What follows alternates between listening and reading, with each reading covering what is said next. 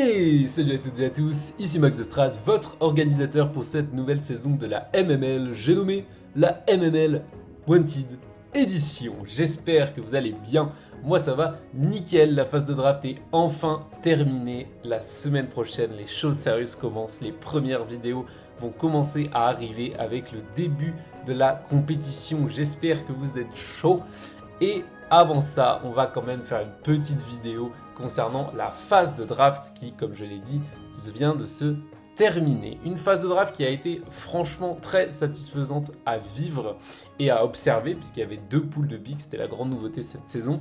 Et deuxième grande nouveauté, il y avait beaucoup de privilèges. Alors pour ceux qui regardent uniquement la MML sur YouTube, vous ne devez pas savoir ce que c'est, parce que j'en ai jamais parlé, c'est tout simplement, comme le nom l'indique, des privilèges qui permettent d'avoir différents bonus pendant la phase de draft.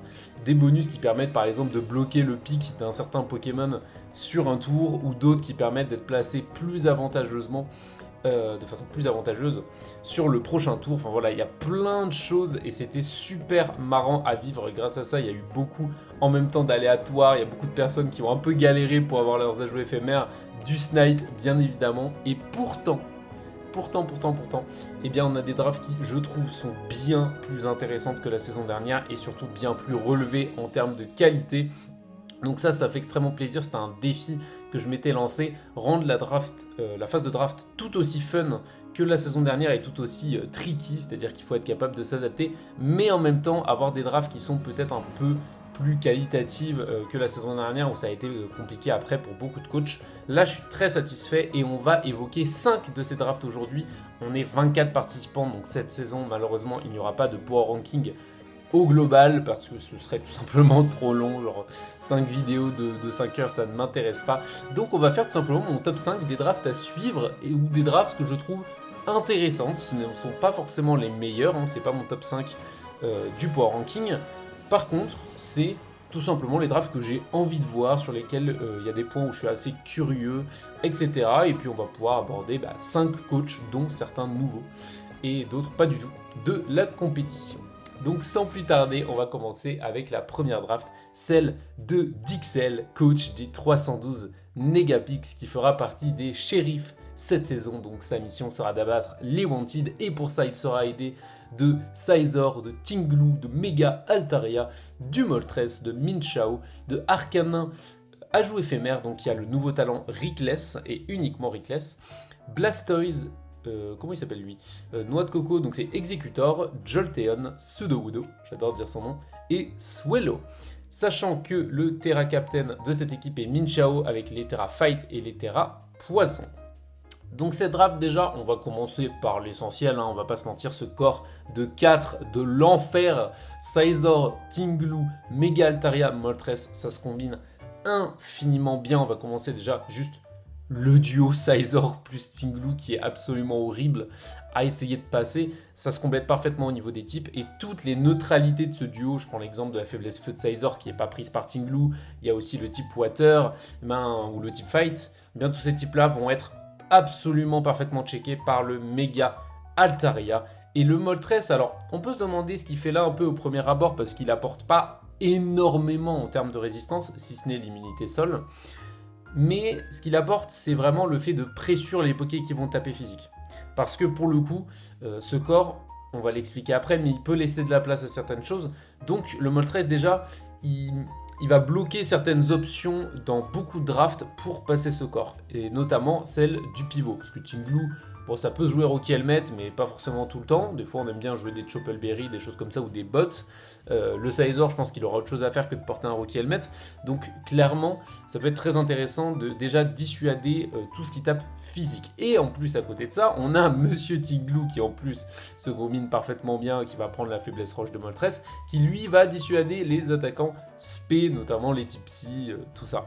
Donc, c'est absolument horrible à gérer comme corps. En plus de ça, Scizor et Moltres en termes de défogger, c'est extrêmement solide. Donc il n'y a pas trop de soucis à se faire au niveau des hazards. En plus, voilà, Tinglu, ça peut largement avoir les bots. Mega Altaria, ça peut heal bell. Il y a du heal, 3 pokés qui en roussent quand même, c'est pas rien. Donc le corps déjà va être très compliqué à désarçonner. Mais Dixel, c'est avant tout un joueur qui aime la hype, qui aime jouer agressif. C'est pour ça qu'on a un duo de Rickless derrière, parce que Min Chao, Terra Fight High Jump Kick, couplé à Arcanin, Flare Blitz, Wild Charge, Reckless, c'est très violent potentiellement. Donc attention à ça, et en plus il a parfaitement le momentum pour entourer tout ça avec Min Chao, Scizor qui est juste le meilleur U-turn du jeu, Moltres et son U-turn, il y a le flip turn de Blastoise, il y a même le téléport de Arcanine, donc il y a vraiment beaucoup de choses, il y a le Volt Switch de Jolteon également, le U-turn de Swallow, donc du momentum il y en a partout, ça va pouvoir pivoter et ça va pouvoir vraiment avoir une rotation très solide, voilà. Petit bémol quand même, on va pas se mentir, c'est qu'il y a beaucoup de rôles qui se ressemblent un peu et qui pour le coup sont un peu, qui peuvent se marcher dessus. Je pense notamment, voilà, bon, le Min Chao, je pense pas qu'il sera tout le temps joué Reckless avec Junk Kick, je pense qu'il va plutôt jouer du close combat bien safe. Mais même chose, est-ce que tu mets Arcanin et Moltres ensemble ? Est-ce que tu mets par exemple Blastoise dans une compo avec déjà les 4 premiers défensivement ? Est-ce que tu rajoutes Blastoise pour être 100% sûr ? Mais alors du coup tu vas énormément manquer de break. Et surtout, est-ce que les 4 derniers Pokémon vont vraiment être très utilisés ? Executor, Jolteon, Sudowoodo et Swellow, bah, notamment je pense à Sudowoodo. Bah, quand tu as Tinglu qui pose les hazards et notamment les pièges de rock, et que tu as Min Chao et Arcanine potentiellement en breaker, est-ce que Sudowoodo est un Pokémon qui te hype ? Je suis pas certain. Un peu la même chose avec le Swallow, même s'il apporte une pointe de speed qui fait du bien, même chose pour Jolteon. La speed, c'est un autre problème de cette draft, parce que vous le voyez, dans le cas où le quatuor défensif vient, et bien tout simplement, si on n'a pas Min Chao, si on n'a pas Swallow, si on n'a pas Jolteon, il n'y a rien qui va dépasser les 100 de speed.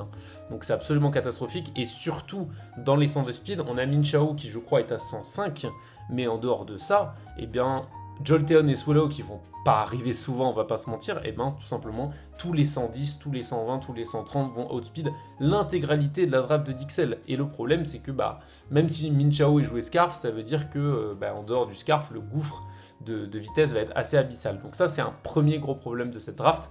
Le second, c'est tout simplement qu'il laisse beaucoup d'options pour break. Parce que, comme vous le voyez, il y a un corps défensif qui est extrêmement solide, mais c'est quand même assez prévisible. Je prends un exemple, mon type Water, je sais pertinemment que c'est Blastoise qui va devoir le checker. S'il y a un top tier Water, on sait à quoi s'attendre. Et la plupart du temps, c'est ce qui permet notamment de préparer des bons game plans. Quand on sait ce qui va venir dessus, même si c'est très fort, on peut essayer de counter team. Le sub-toxique peut être un énorme problème sur cette draft, notamment si le Altaria ne joue pas façade ou ne joue pas Heal-Bell. Donc attention à ça pour le coup d'Ixel. Mais pourquoi je m'intéresse à cette draft, alors qu'il y a quand même un quatuor pas hyper intéressant, en tout cas en termes de hype, eh bien c'est tout simplement pour son coach. Parce que Dixel, je l'ai déjà dit, c'est un joueur qui aime bien l'aggro, qui aime bien la hype, c'est pas du tout un stoller. Et c'est là que je suis très curieux de voir ce qu'il va nous sortir, parce que je sais aussi que c'est un bon joueur de lotière, à l'instar de son compère Vae qui participe également chez Wanted. Et donc, ça me choquerait pas de voir des petits Executor avec la Sun pour combiner avec Arcanin, pourquoi pas. Surtout qu'il y a Altaria pour bien couvrir la faiblesse feu derrière. Ça me choquerait pas de voir du Tinglu Choice Band, mais vraiment 100% honnêtement, ça me choquerait pas du tout. Alors, je pense qu'il va nous sortir plein de choses, il va trouver des moyens pour que cette draft soit beaucoup plus hype qu'elle en a l'air. Et c'est pour ça que je suis très curieux de voir notamment aussi le rôle de ce Min Chao, parce qu'il a un Terra Poison, il a un Terra Fight. Donc est-ce qu'il va être Breaker, est-ce qu'il va plutôt l'utiliser en pivot avec Régénérateur, même si du coup ça fera un peu doublon avec le Scizor. On va voir, est-ce qu'il va utiliser Scizor défensivement ou en pure win condition. Tout ça, c'est ce qui fait que cette draft me fascine un peu. Et j'ai vraiment hâte de voir ce que Dixel va en faire.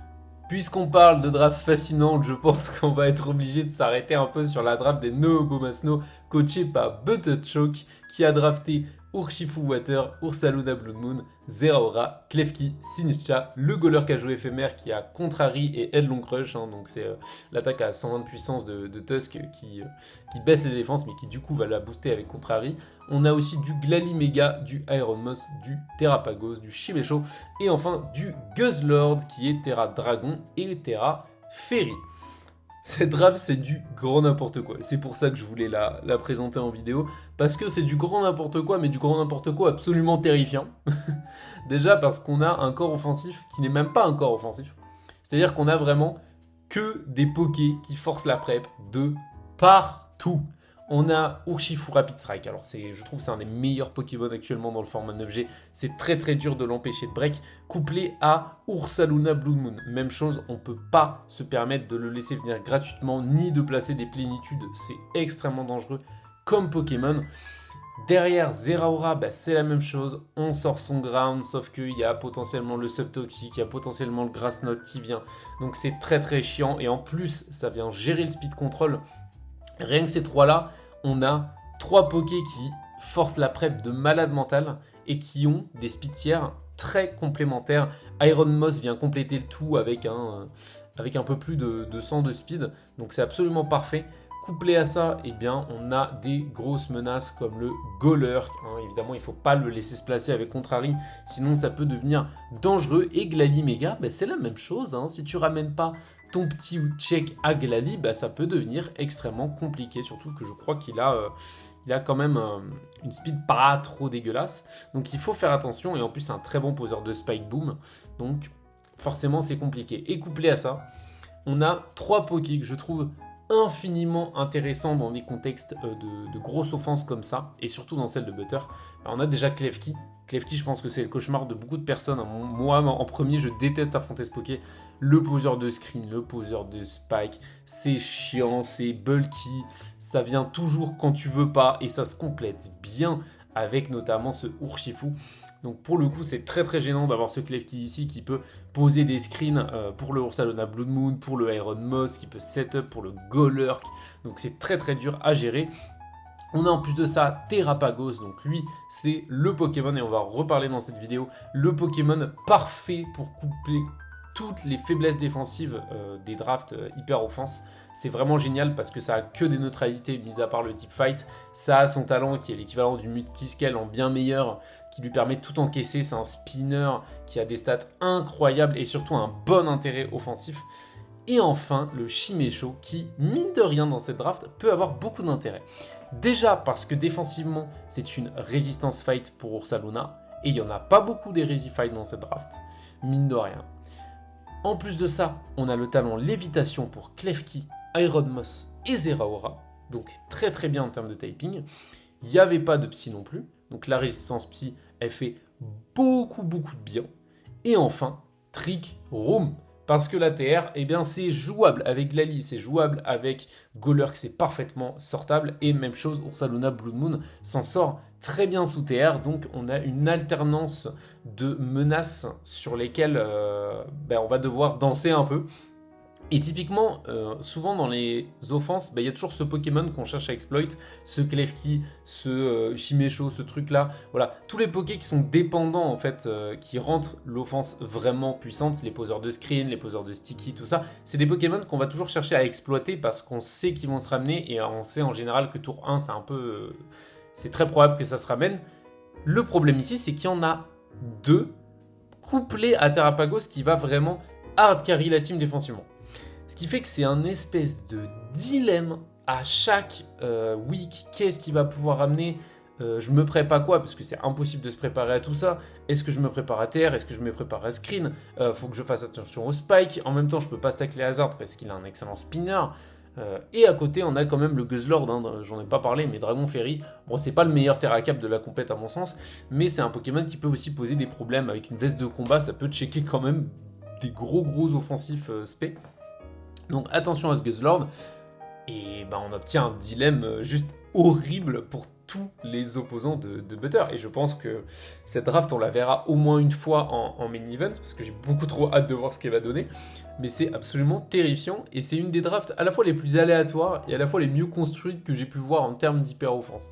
C'est juste absolument terrifiant. Alors, est-ce que ça va flop ou est-ce que ça va être une absolue masterclass ? Écoute, Butter, c'est à toi de nous répondre. Troisième draft à analyser aujourd'hui et qui pour moi est clairement dans le top 3 et pas troisième, c'est la draft des Rapidash United coaché par Coralia qui fait son comeback, et ça me fait extrêmement plaisir. À la compétition, Coralia qui avait un peu pris sa retraite du Draft League mais qui revient pour cette MML saison 6 avec du Roaring Moon, le fameux Primarina, un de ses Pokémon préférés, Jirachi, encore une fois un Ursaluna Blood Moon, un Roserad, le Mandibuzz et le Golisopod sont tous les deux ajouts éphémères. Hein. On peut avoir 2 ajouts éphémères. C'est notamment le cas de ma propre draft. Mandibuzz qui a donc peau dure, hein, qui est très très chiant pour les attaques physiques. Et Golisopod qui a le talent de Zacian Intrepid Sword qui booste son attaque une fois, la première fois qu'il va rentrer sous le terrain. Donc pas d'emergency exit, hein. Attention à ce Pokémon. On a le Manectric Mega, le Hitmonchan, Magmar et enfin Celerock, pardon. En last, le Hitmonchan est quant à lui Terra Fight ou Terra Steel. C'est une draft qui pour le coup est un peu plus équilibrée que celle de Butter, parce qu'on a quand même des options défensives qui sont vraiment pas négligeables. On a des Pokémon qui sont très polyvalents, je pense que c'est le point fort de cette draft. Hein. Clairement, Roaring Moon, ça peut avoir des gros intérêts défensifs.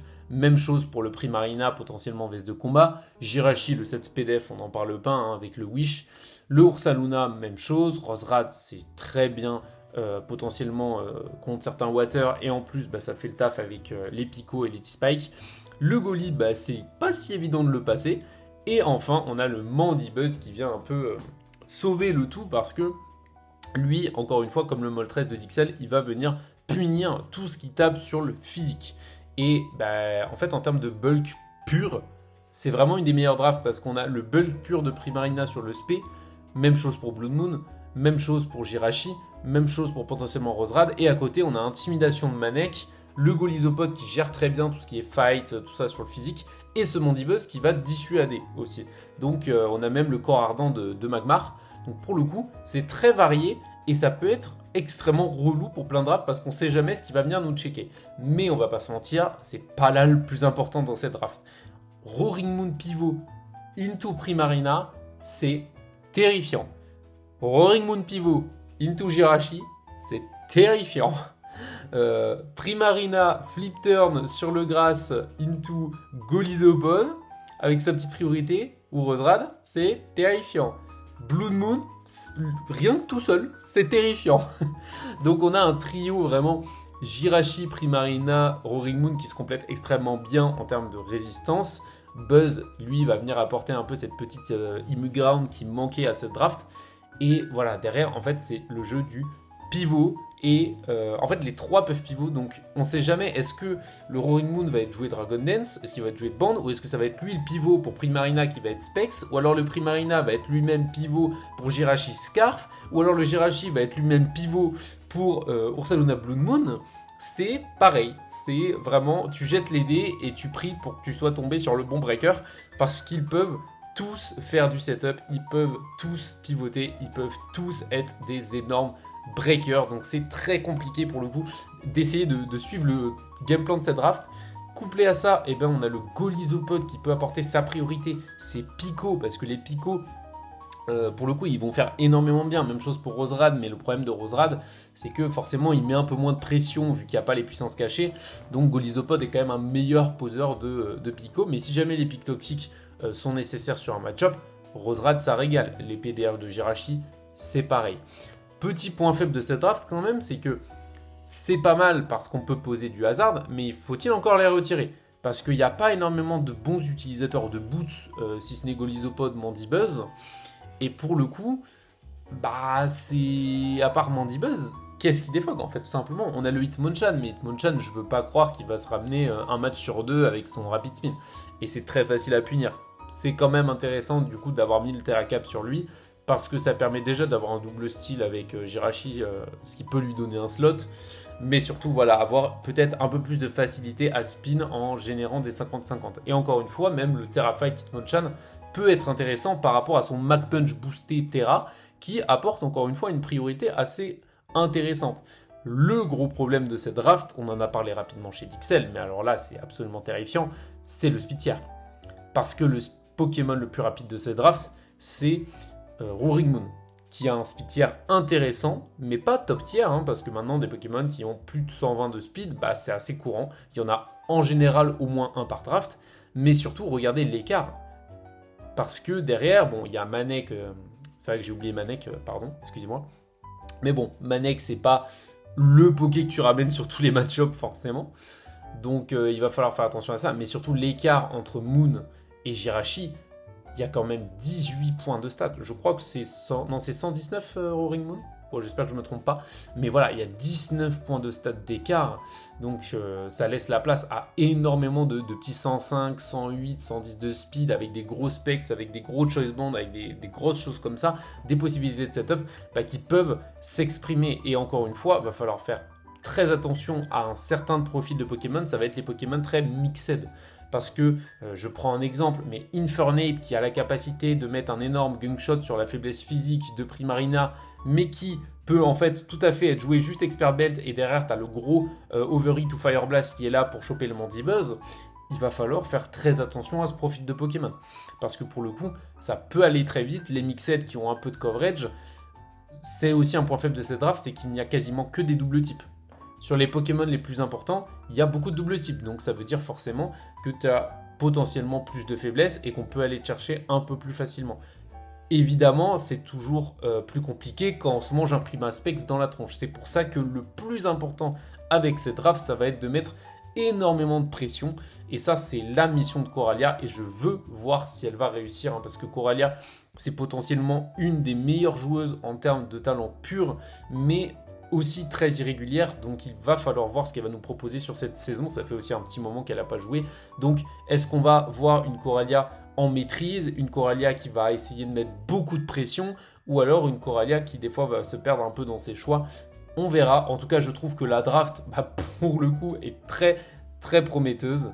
À voir ce qu'il en sera pendant la compétition. On continue avec un second Wanted. C'est vrai que j'en ai pas parlé, mais Butterchoke fait partie des Wanted et Coralia fait partie des Shérifs. Donc là, on a un nouveau venu, que ce soit dans la compétition au global ou tout simplement chez les Shérifs. Bienvenue à toi, Hurtado, coach des Space Furets, qui a drafté le Mega Galam, Zygarde 50%, Moscarada, Terrapagos, encore lui, Tinkaton, Honchkrow, Avalogisui, Crobat, le Bellibolt, le Typhlosion Isui et enfin le Tarambule. Pour moi, je l'annonce haut et fort, voilà, pour moi, on est sur top 2 des drafts de la compétition, clairement, avec notamment celle de Coralia. Pour moi, c'est mes deux drafts coup de cœur pour le coup, et surtout mes deux drafts vraiment pour moi qui sont au-dessus du lot sur certains aspects. Pas tous, mais sur certains aspects. Et déjà, on va commencer par ce trio offensif de la mort. Juste Mega Galam, Zygarde, Moscarada.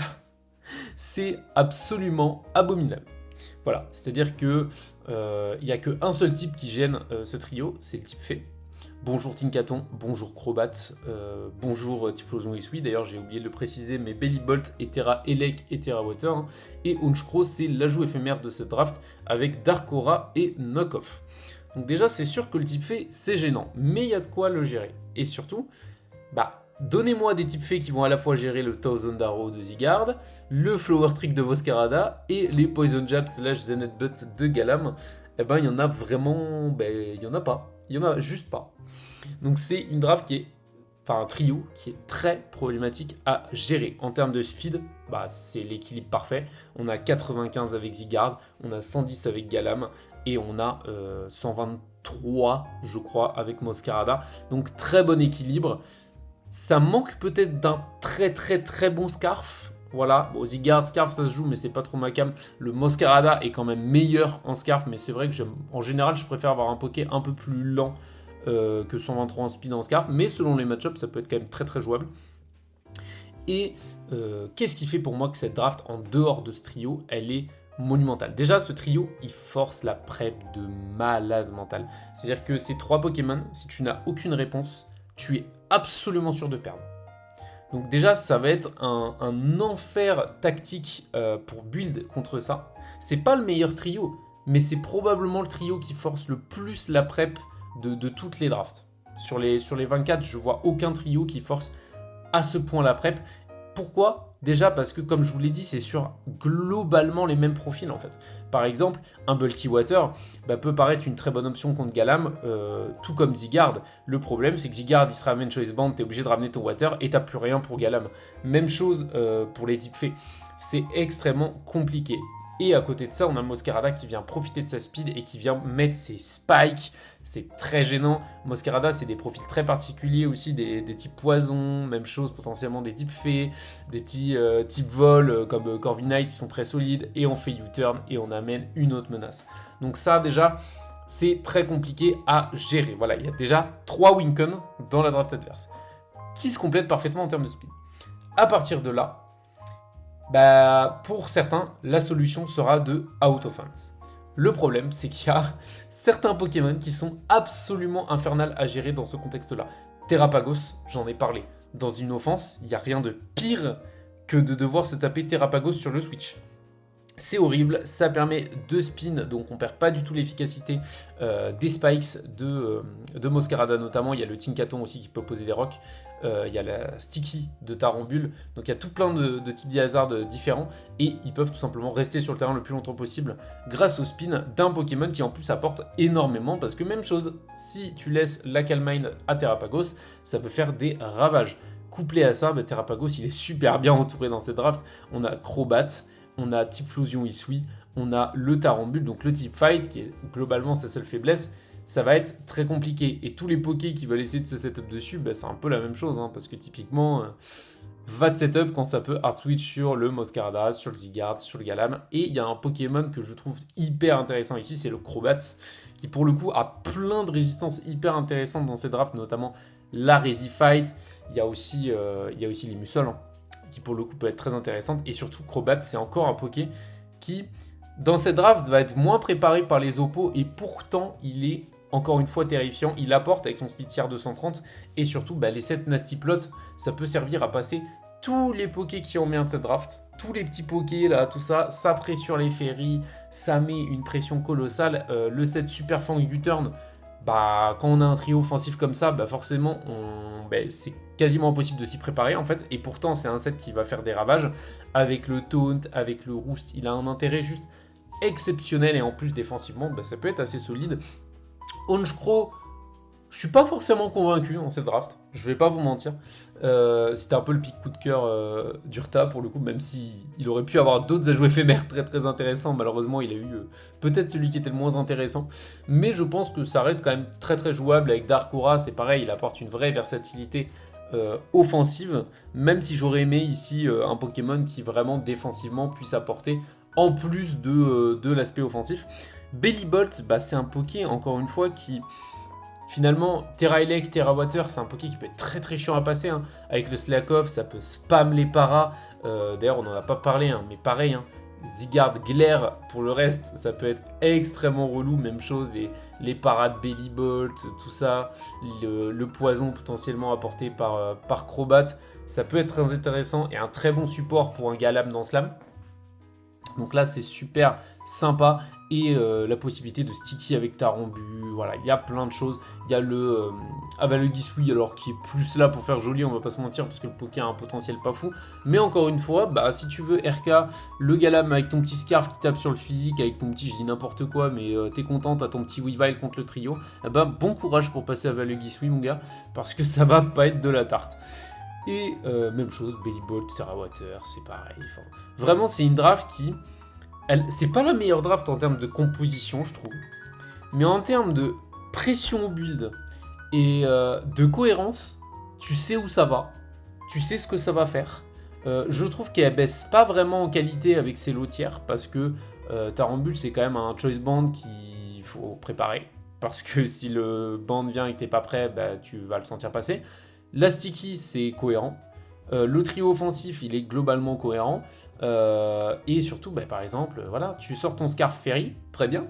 Ok, oui, il y a triple faiblesse fait. C'est une réalité. Par contre, ça veut dire que ton Fairy, il pourra ni checker Galam, ni checker Zygarde, ni checker Moscarada. Et qu'en plus de ça, il va pouvoir tout simplement hard sur son Terrapagos, hard sur son Tinkaton, hard sur son Crobat. Et tu lui feras que dalle. Donc je pense que je vais mettre mon Joker, ça arrive souvent. Des fois qu'on ait des drafts, on se dit c'est pas la meilleure en termes d'effectifs comme je vous l'ai dit, mais par contre le game plan il est clair, et la personne qui le joue, tu sais que ça risque de très bien se passer, et même si la draft est un peu chelou, tu sens que ça peut aller très loin, et moi c'est vraiment la draft sur laquelle je mettrais ce Joker là. pour le coup, et c'est pour ça que je la mets dans mon top 2. C'est pas le top 2 purement objectif, mais c'est le top 2. Je n'ai pas envie de tomber sur ça en poule, typiquement. Et je suis très content parce que je ne suis pas tombé sur ça en poule. Bon, sans plus tarder, on souhaite une bonne chance à Hurta et on va finir avec la dernière draft qui est un peu spéciale également, mais surtout pour son coach. And to finish this video, I wanted to talk about our American player project, coach of the Miami Palafin, with a draft composed by Valiant, Corviknight, Isran Samurott, Nidoqueen, Brambleghast, Ironmoss, Glaceon, Raichu, Latias, Kinshino, and finally Relicanth. Its ephemeral edition is Ironmoth, with the new ability Levitate, and its Terra user is Samurott with the Terra types Dark and Ghost. We have a very balanced composition here with the offensive duo made by Valiant and Samurott. We also have Ironmoth and Nidoqueen to take charge of the Fairy-type Pokémons which would like to check Valiant or even Latias. The gameplay here is clear. We start with Hazard Control assured by Nidoqueen or Samurott with Spikes or Stairs Rock, and we block the spin with the Terra Ghost or, in a more efficient way, I assume, just by applying pressure on the opponent. The speed tier is very strong here with a lot of Pokemon beyond the 100 stats in speed, a lot of potential Scarf user like Nidoqueen, Valiant or Latias. The synergies offered by the Levitate duo Latias and Moss, and a great defensive compatibility between the offensive core. My questionable point here about this draft is the tempo that Project wants to play with. This Corviknight can use some pivoting, but also completely destroy the tempo if it needs to check too much Pokemon and using Roost too often. Defog isn't an option here because of the gameplay based on the spikes. I'm also very curious about this Latias and which role it could embrace during the competition. I think it's one of the only mon with enough versatility to cover some needs in this draft without breaking the momentum. Genshino, Raichu and Glaceon are great picks, but I don't see them coming too often because they don't seem to synergize well with the main core of the draft. So the question now is to know if Project will play his draft in a way that allowed him to make some safe switches on resistances to place its breakers, or if he will try to drop the momentum for some times just to come back later. I think the first option is way better here, but we could also be surprised. Our American player made his way to the quarter final last season, so hope he will do as much this year too. Et c'est sur ce magnifique passage en anglais, je vous interdis de juger, j'ai fait l'effort cette saison, d'accord, qu'on va terminer cette vidéo. J'espère qu'elle vous aura plu, j'espère que ces 5 drafts vous ont également hype. Et en attendant, je vais vous donner rendez-vous pour la semaine prochaine et les premiers main events. C'était Max The Strat, à la prochaine.